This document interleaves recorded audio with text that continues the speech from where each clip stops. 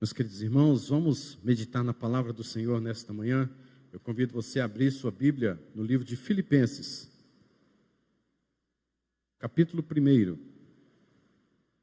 Estamos há algum tempo meditando neste primeiro capítulo, e como é rico o livro de Filipenses, bem como toda a palavra de Deus, é claro, mas eu quero meditar novamente com você nos versículos 3 a 11. Filipenses, capítulo de número 1, versículos 3 a 11, diz assim a palavra do Senhor. Os irmãos que estão também em casa, participando conosco, esteja abrindo também a palavra do Senhor, chamando toda a família, as crianças, para estarem todos juntos aí, ainda que em casa, ainda que no conforto da sua casa, mas este é um culto ao Senhor no domingo, o dia do Senhor. Então, juntos como família, como igreja, vamos fazer a leitura deste versículo. Eu farei a leitura, os irmãos estejam com seus corações atentos, seu coração aberto. Dou graças ao meu Deus por tudo que recordo de vós, fazendo sempre com alegria súplicas por todos vós em todas as minhas orações, pela vossa cooperação no Evangelho desde o primeiro dia até agora. Estou plenamente certo de que aquele que começou boa obra em vós há de completá-la até o dia de Cristo Jesus. Aliás, é justo que eu assim pense de todos vós, porque vos trago no coração, sejam nas minhas algemas, seja na defesa e confirmação do Evangelho, pois todos sois participantes da graça comigo. Pois minha testemunha é Deus, da saudade que tenho de todos vós, na terna misericórdia de Cristo Jesus. E também faço esta oração, que o vosso amor aumente mais e mais em pleno conhecimento e toda a percepção, para provardes as coisas excelentes e serdes sinceros e inculpáveis para o dia de Cristo, cheios do fruto da justiça, o qual mediante Jesus Cristo, para a glória e louvor de Deus. Amém. Senhor, fale aos nossos corações nesta manhã, suplicamos que o Teu Espírito Santo venha de fato, a Deus, conduzir a nossa mente, para que possamos estar atentos àquilo que o Senhor quer nos falar.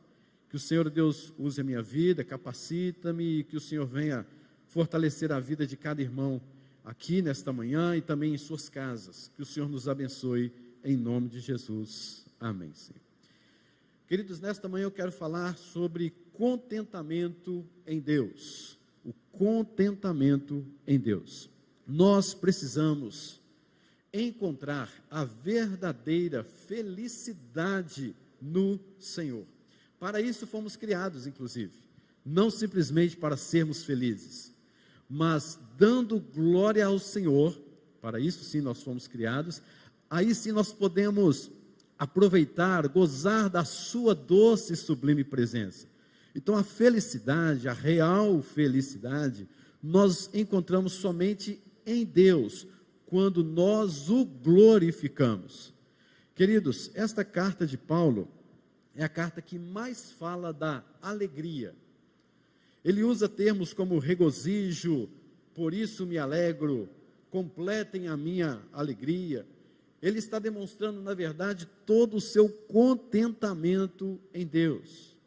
Por isso nós podemos, de fato, aprender nesta carta como manter a nossa alegria em momentos dos mais diversos da nossa vida. Mas é interessante nós observarmos que mesmo que Paulo tenha este princípio nesta carta, nós percebemos que Paulo e os filipenses, ou seja, o autor e os destinatários, não estavam passando por uma situação confortável. Eles não estavam se sentindo completamente assim, olha, nós estamos no mar de rosas, por isso estamos felizes. Nada disso. Se você olhar para Paulo, ao escrever esta carta, ele estava preso em Roma, humilhado em Roma. Você já viu como são as prisões em Roma? Depois você consulta lá o senhor Google, por exemplo, para você ver como eram as prisões. Paulo estava preso.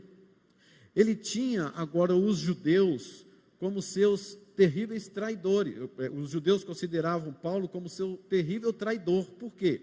Porque Paulo era um judeu, Paulo era um fariseu, Paulo defendia toda aquela questão da lei como um bom fariseu fazia, mas agora ele está pregando Cristo Jesus, e na mente destes judeus, Paulo estava na verdade traindo toda a lei, Paulo estava na verdade traindo-os na sua conduta, na sua religião. Então Paulo de cara já tem diversos inimigos, alguns dos próprios judeus. Nas suas pregações, Paulo confrontava gentios com as suas idolatrias, com o seu materialismo, com a sua sede por riquezas. Paulo confrontava esses gentios em suas pregações. Paulo também, querido, tinha que confrontar a própria Roma devido às suas pregações que para eles eram ofensivas. Logo em seguida, Paulo mesmo foi condenado à morte. Ele sabia que ele estava para ser condenado à morte. E de fato, no ano 64, como diz a história extra-bíblica, mas confiável, Paulo morreu em 64, decapitado, mandado pelo imperador Nero. Então você perceba que a situação de Paulo não é nada agradável, e ele está falando de alegria. Agora perceba os filipenses. Os filipenses, da mesma maneira, também não estavam passando nenhum mar de rosa para sentir como estamos alegres. De fato, eles estavam alegres no Senhor, mas as circunstâncias não corroboravam de maneira nenhuma para isso. O que eles estavam passando? O fato, queridos, de eles viverem o Evangelho e agora serem convertidos por obra do Espírito Santo, eles sofreram terríveis perseguições. Perseguições, talvez, quem sabe, dos próprios familiares. Perseguições das mais diversas dentro da sociedade, inclusive Filipenses, uma região comercial bem próspera, mas os filipenses estavam com desvantagens, os crentes, desvantagens diante da sociedade, diante do mercado, em suas compras, em seu sustento, porque eram convertidos ao Senhor Jesus Cristo. Então não estava nada legal, eles tinham que renunciar a todas essas vantagens econômicas, eles faziam de tudo e estavam firmados na fidelidade da fé cristã. Então não era nada assim, um contexto muito bom para alguém falar de alegria. O versículo-chave de todo este livro, queridos, nós encontramos no capítulo de número 4, versículo de número 11, é um versículo bem conhecido, quero fazer a leitura dele, capítulo 4, 11. Digo isto não por causa da pobreza, porque aprendi a viver contente em toda e qualquer situação. Este é o segredo da felicidade em Deus que Paulo coloca. Aprendi a viver contente. Diz a palavra que aprendi é interessante porque ela tem a ver com o aprendizado de um discipulado. É como se tivesse de fato um professor, um discipulador e um discípulo, alguém que está aprendendo, um aluno. E Paulo coloca exatamente esta mesma questão como se o próprio Deus é quem o estivesse ensinando. Ele era apenas um discípulo do Senhor Deus e Deus ensinando-o a viver contente em toda e qualquer situação. Agora, a palavra contente também é uma chave interessante para nós entendermos a felicidade na perspectiva de Deus, na perspectiva da fé cristã. Contente aqui significa pleno, suficiente. Alguém que está nesse estado de espírito, por exemplo, nesse contentamento, de acordo com o que Paulo está falando, é alguém que não sente necessidade, não sente falta de absolutamente nada. Lembra do Salmo 23? Estudamos até semana passada, não é isso?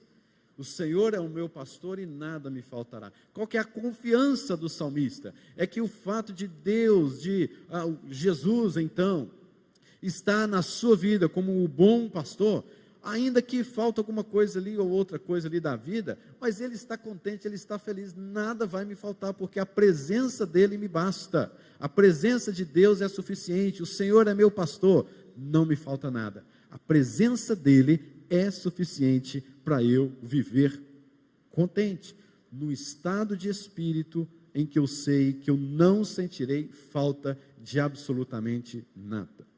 Então, queridos, a felicidade, a alegria, não diz respeito a um momento passageiro, a um sorriso momentâneo. Talvez você tenha recebido muitas boas notícias nesse dia, que bom, graças a Deus, diante de tantas más notícias neste ano de 2020 e durante toda a sua vida que você recebeu. Receber uma boa notícia nos traz alegria? Com certeza, claro que sim. Você já percebeu que são alegrias passageiras? Por maiores que sejam, elas passam.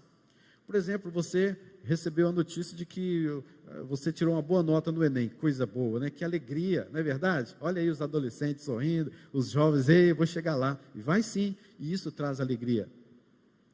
Mas depois, mais tarde, quando você for um adulto, você nem vai lembrar de quantos pontos você tirou no Enem. Talvez sim, né? Mas talvez isso vai passar rapidamente. A notícia de um casamento, a notícia de que você comprou um carro, alguém comprou um carro novo, alguém comprou uma casa nova, alguém fez isso, aquilo, isso traz alegria para a gente, mas perceba, queridos, que estas coisas passam. Houve até mesmo momentos de alegria na sua vida, que você vibrou, que você jubilou, e que você não se lembra mais daquilo, você nem se lembra daquilo. Por quê? São passageiros, são momentâneos, por mais que sejam positivas, ótimas notícias. Mas o que significa de fato a felicidade diante da palavra de Deus? Antes de entrar propriamente no texto, rapidamente, eu quero falar aqui sobre onde muitas pessoas buscam o contentamento. Onde você tem buscado o verdadeiro contentamento? Em primeiro lugar, queridos, as pessoas têm buscado o contentamento dentro de si mesmas, dentro de si. Meus irmãos, a felicidade está dentro de você, o potencial está dentro de você. Busque no seu íntimo, busque no seu interior, e você verá que você pode ser feliz, independente disso, independente daquilo outro. A felicidade está dentro de nós. Meus irmãos, a gente vê isso falando até mesmo dentro das igrejas e outros lugares, mas não é isso que a Bíblia nos fala. Paulo diz: aprendi a viver contente, aprendi a viver com contentamento. Paulo, ele faz aqui uma estratégia, na verdade, com a palavra contentamento, porque ele sabia que os filósofos daquela época, inclusive um grupo chamado estoicos, eles usavam esta palavra porque tinha a ver com o buscar dentro de si mesmo o poder da alegria, a força, a segurança para contrabalancear as circunstâncias sem você se abalar. Este era o pensamento estoico, este era o pensamento filosófico da época, em que eles usavam exatamente esta palavra, contente ou contentamento. Busque forças, você consegue buscar essa força dentro de si mesmo. É a descrição de um homem inabalável, que ele tem força, que ele tem potencial, ele pode, você consegue, você vai a fundo, porque no seu interior tem um potencial e você vai conseguir. É normal a gente ouvir tantas estas frases por aí afora, né? Alguns fazem até umas frases bonitinhas, né? Olha só, eu tenho força. Queridos, não olhe para dentro de você não, que você não vai encontrar verdadeira alegria. De acordo com a palavra de Deus, nós somos pessoas depravadas, temos em nós a consequência da queda, o pecado que habita em nós e que nos assedia tenazmente. É um perigo você, queridos, começar a acreditar, a confiar em você mesmo, você como um pai se achar um super pai, você como um professor se achar um super professor, você como um estudante achar um super estudante, porque a força vem de você e é de você. Querido, pare com isso em nome de Jesus. Você não pode buscar alegria, nem força, nem segurança dentro de si mesmo. Segundo lugar, as pessoas buscam forças nas coisas externas. Bom, pastor, se eu não posso buscar força dentro de mim mesmo, eu tenho que buscar força em alguma coisa externa. Errado também. Que coisas externas são essas? Queridos, as pessoas vão buscar nas riquezas, as pessoas vão buscar no conforto, no bem-estar, no corpo, culto ao corpo. As pessoas querem o alto posto deste mundo, porque nós vivemos em competitividade, e nesta competitividade, se você estiver lá em cima, correndo, né, estando lá, sempre atualizado, sempre pronto, você então está satisfeito, você está alegre. É bom ver o seu filho lá na competição, estudando para ser o melhor advogado, o melhor médico, o melhor psicólogo, o melhor professor, o melhor pastor, o melhor isso, aquilo outro, e há essa competitividade, quem vai ser mais, queridos, e as pessoas buscam nisso sucesso, segurança, alegria, força, buscamos nas coisas externas. E você já reparou que propriamente algumas igrejas incentivam a buscar alegria e fortalecimento nessas coisas? Nos bens materiais, nas riquezas, no sucesso, na fama? Queridos, a Bíblia é muito claro. A Bíblia fala o seguinte: se as suas riquezas prosperam, não ponhais nela o seu coração. A Bíblia é muito clara. Por quê? Porque as riquezas é um dom de Deus, como acabamos de cantar. Riquezas e glória vêm de ti, Senhor. Mas ela vem do Senhor, quando Ele desejar, da forma como Ele desejar e da maneira como Ele desejar. Então as pessoas às vezes colocam no seu coração o domínio, que acha que conseguem dominar as riquezas e através das riquezas serão felizes. Nada disso. Não busque também nas coisas externas. Não ponha no seu coração esta busca. Em terceiro lugar, as pessoas buscam contentamento em outras pessoas. Às vezes é uma pessoa que é um filho, é um pai, é um amigo, é uma pessoa íntima e coloca toda a confiança naquela pessoa. Às vezes é um ídolo no esporte, um ídolo na música, um ídolo na política, e como sendo a fonte de segurança, a fonte de alegria, a esperança da felicidade, da mudança, disso ou daquilo, da transformação. Queridos, nada há mais incerto do que você colocar a sua esperança em pessoas que falham, que erram, que traem, que morrem. Não há mais nada fútil nisso do que isso. Não há nada mais incerto do que você colocar a sua confiança e esperança nisso. Não significa que pessoas não contribuem para a nossa alegria, às vezes até mesmo para a nossa segurança. Mas o que eu estou querendo mostrar para você é que você não pode colocar a sua alegria nisso, de fato, o seu coração nisso. Quarto lugar, algumas pessoas têm o seu contentamento na própria religião, na própria religiosidade. Se eu for à igreja, eu me sinto alegre. Está correta essa frase? Corretíssima. Claro que está correto. Perfeito, hein? Coisa boa. Alegrei-me quando me disseram, vamos à casa do Senhor. É isso mesmo. O problema nosso, o pecado que habita em nós, né? Ele faz com que o fato de irmos na igreja é de cumprirmos um ritual religioso. Perceba a diferença? A linha fina de um entendimento para o outro. Você vem à igreja, você se alegra com irmãos, na comunhão uns com os outros, na palavra de Deus, no louvor, na adoração. Mas talvez no seu coração, lá no íntimo do seu coração, você vem à igreja simplesmente para cumprir um ritual religioso. Assim como aquelas pessoas que acham que a salvação é por meio de obras ou meritórias, e elas saem de um lugar e vão para o outro a pé, porque querem pagar uma promessa e se sentem satisfeitas com isso, se sentem alegres com isso, porque eu paguei a promessa. Quantas vezes lá em Minas Gerais, a gente andando pelas estradas afora, em várias cidades, longe de uma outra cidade, chamada Aparecida, né?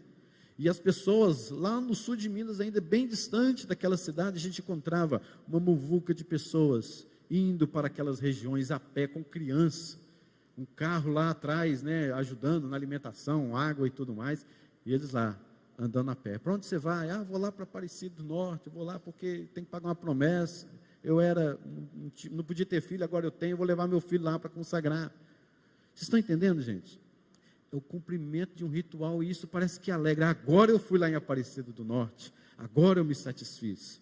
Agora se eu não me vir lá dirigindo louvor, eu não me sinto satisfeito. Se eu não me vir lá fazendo aquele trabalho na igreja, ou em busca daquele trabalho, eu não me sinto satisfeito. Querido, pare com isso.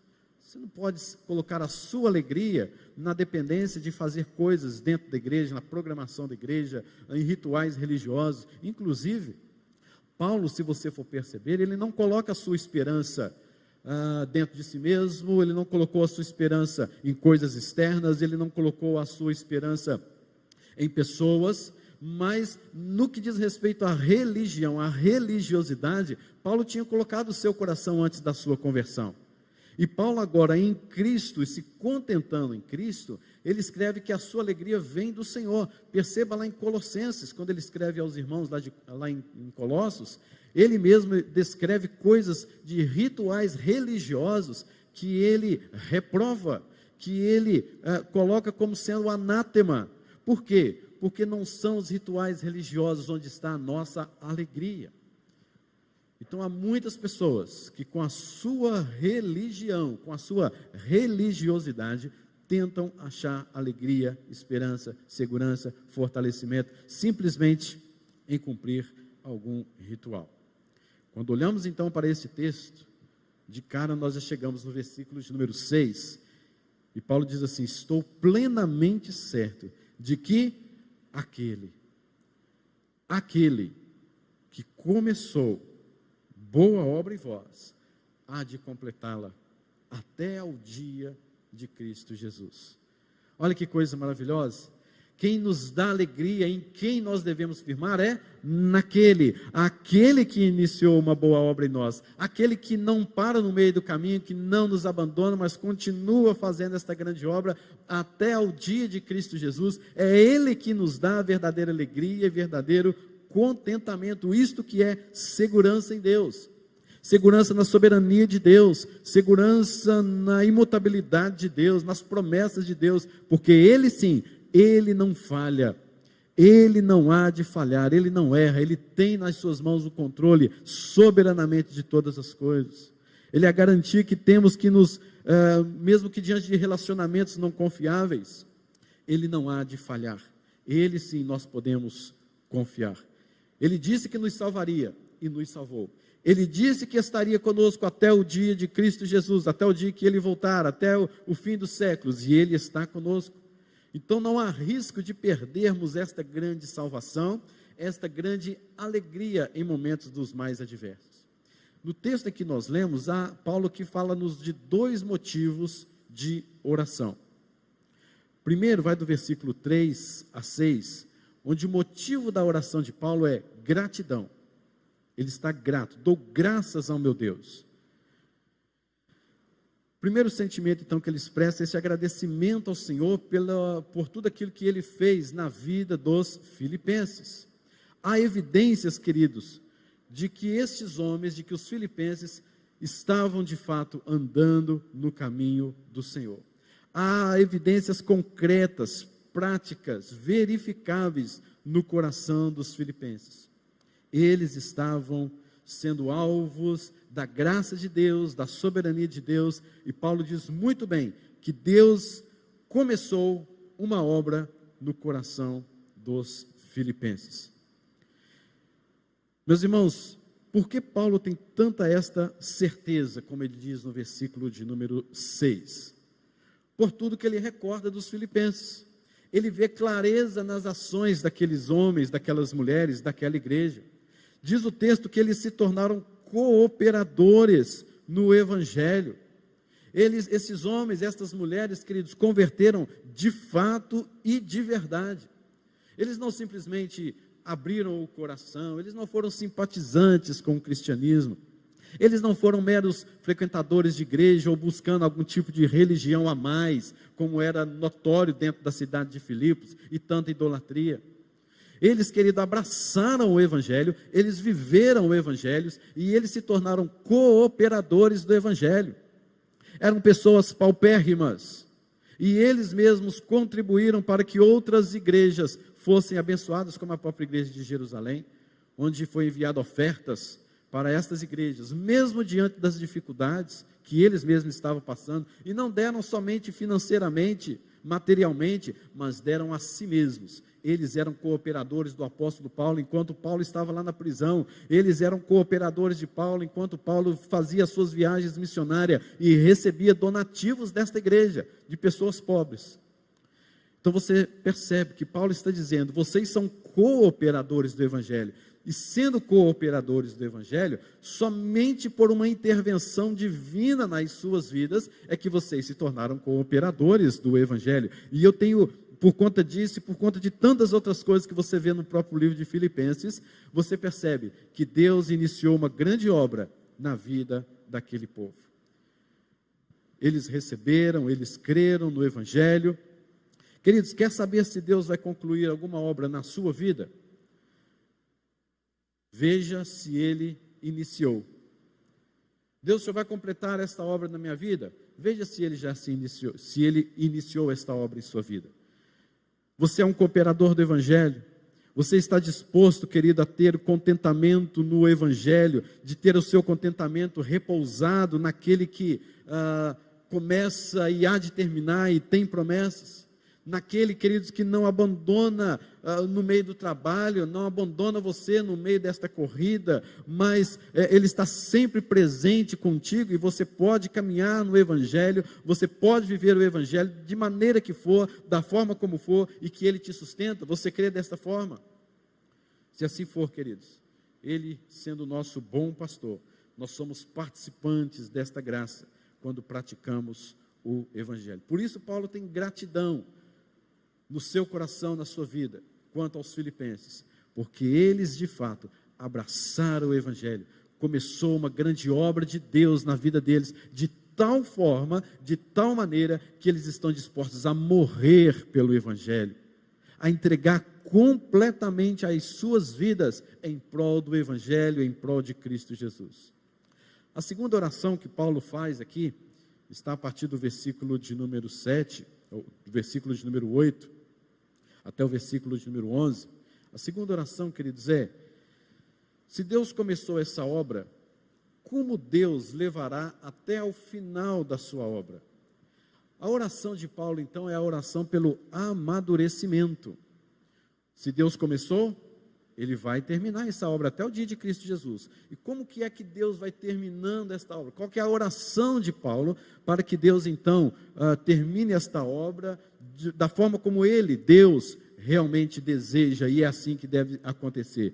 Paulo ora, então, pelo amadurecimento daqueles irmãos. Nada melhor do que falar de maturidade para aqueles que foram alvos do início da obra de Cristo em seus corações. Porque, sendo assim, se Deus iniciou uma obra, Ele há de completá-la. Como Ele vai completá-la? Amadurecendo na fé, crescendo na fé, amadurecendo como crentes no Senhor. Aquele que começou, vai concluir. E isto torna-se evidente nas nossas vidas, na nossa vida prática, na nossa vida que houve mudança, que houve de fato transformações em nossas vidas, em nosso caminhar, na nossa prática, na nossa caminhada, nesta jornada de vida.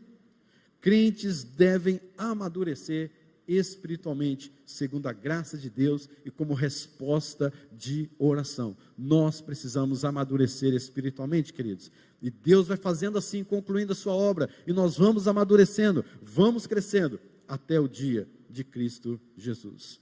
Nesse crescimento espiritual, é que desenvolvemos o viver contente em toda e qualquer situação.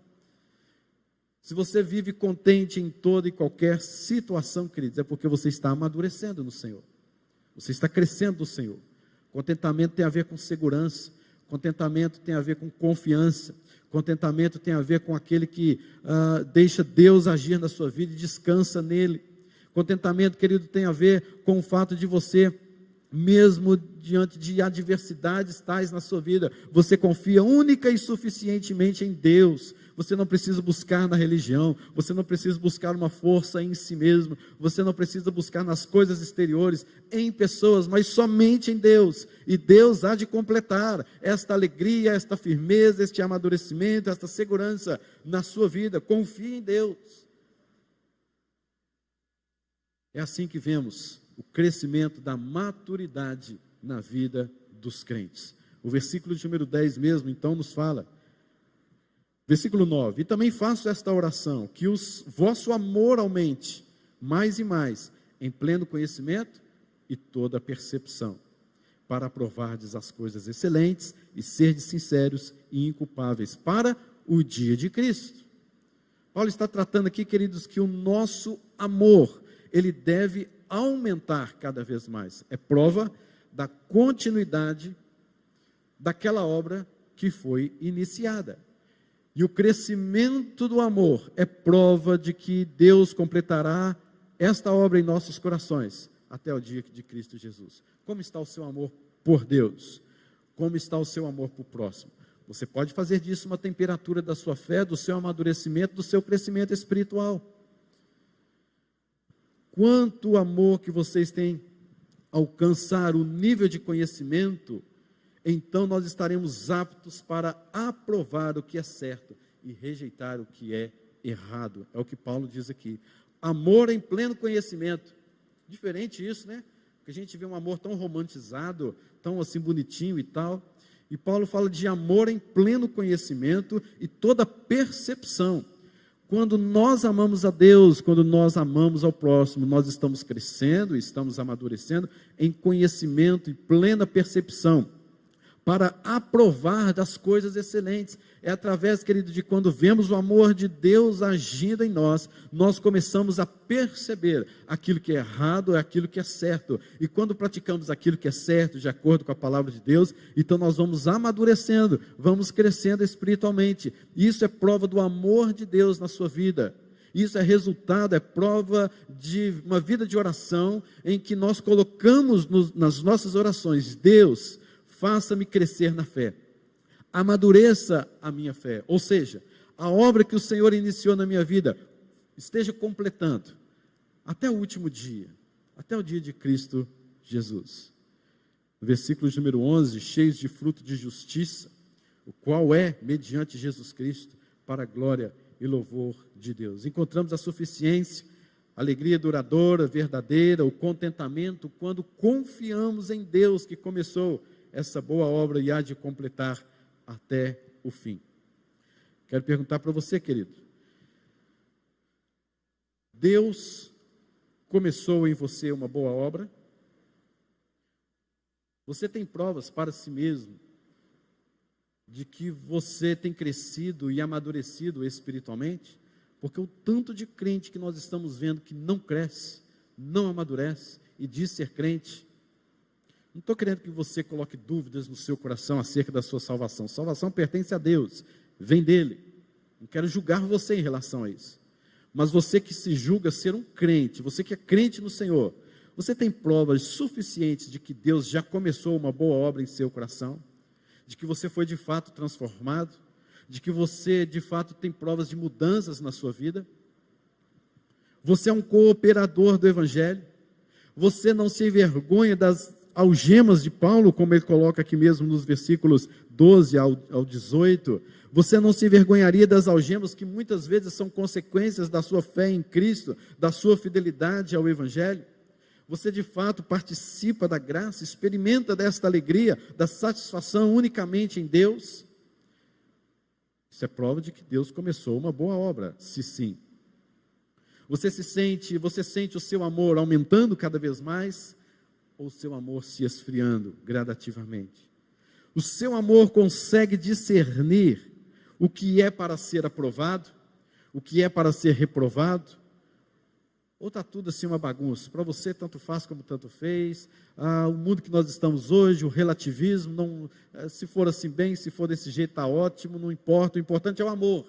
Olha que contradição, meu Deus do céu, que contradição. Paulo fala de um amor pleno de conhecimento e percepção, um amor razoável, um amor certo, um amor bíblico, um amor cristão. E tem muitos crentes por aí afora, dizendo: não importa, o importante é o amor. Pelo amor de Deus, querido, não julgue ser um verdadeiro crente no Senhor, se assim você pensa, porque o verdadeiro amor vem de Deus, vem aqui daquele que começou a boa obra em nós e há de encerrar até o dia de Cristo Jesus. Para isso, queridos, então, devemos parar de tentar encontrar contentamento, felicidade, alegria em nós mesmos, fora de nós, nesse mundão afora, na religião, no esporte, nisso ou naquilo outro. Paremos com isso. Nessas coisas podemos até ter uma pequena porcentagem de alegria, mas é passageira demais, não é nada duradouro, é a cisterna rota. Paremos de buscar também nas questões religiosas, porque esse caminho não conduz ao pleno contentamento, mas sim na autojustificação, na autoalegria. Aprendemos, queridos, a buscar de fato alegria, contentamento, segurança, confiança na fonte verdadeira e única que é Deus. Aprendi pelo próprio Deus, eu aprendi, pelo próprio Deus sendo meu discipulador, eu aprendi a viver contente em toda e qualquer situação, porque Deus, Ele começou uma obra em mim, e Ele vai completar essa obra, e Ele vai me levar ao amadurecimento, mesmo que eu venha a passar por tristezas e tribulações, mas a graça do Senhor me basta, a vida do Senhor está em mim, a presença de Cristo na minha vida me basta, me é suficiente para continuar caminhando em fé, e eu irei amadurecer e me contentar com aquilo que Deus me deu, me contentar com aquilo que eu sou na presença de Deus, me contentar naquilo que Deus tem feito na minha vida e aprender a descansar nele.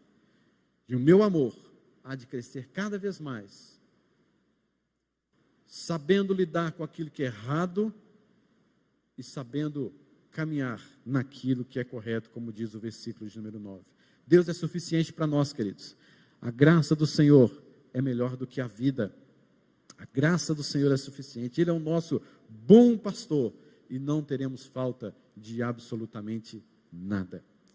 Que você se contente no Senhor, que você amadureça e cresça na graça do Senhor. Vamos orar?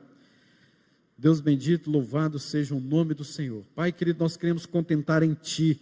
Muitas vezes procuramos alegria e contentamento em tantas outras coisas. Às vezes procuramos um contentamento simplesmente num novo dia que amanhece. Às vezes procuramos o contentamento, Senhor, em pessoas, num carro, em bens materiais, nas riquezas, na própria religião. Deus querido, nós não queremos isso mais, porque aprendemos, segundo a Tua palavra, que o contentamento está somente no Senhor. Ajude-nos e fortaleça-nos, amadurece-nos, ó Deus, para que nós possamos, crescendo em amor, fé, graça diante do Senhor e diante dos homens, possamos até o dia de Cristo Jesus, ver o Teu poder se manifestando em nós. Obrigado por tudo que o Senhor já fez em nossas vidas. Somos cooperadores do Evangelho, temos a certeza de que o Senhor iniciou uma obra em nossas vidas, mas nós pedimos em nome de Jesus, que o Senhor venha trazer amadurecimento espiritual em nossos corações, confiando na Tua graça e no Teu poder. Ajuda-nos a sermos crentes de fato e de verdade, que abraça o Evangelho e que, se necessário for, morra por ele. Nós suplicamos o Teu favor e a Tua graça, sempre em nossas vidas. Amém e amém.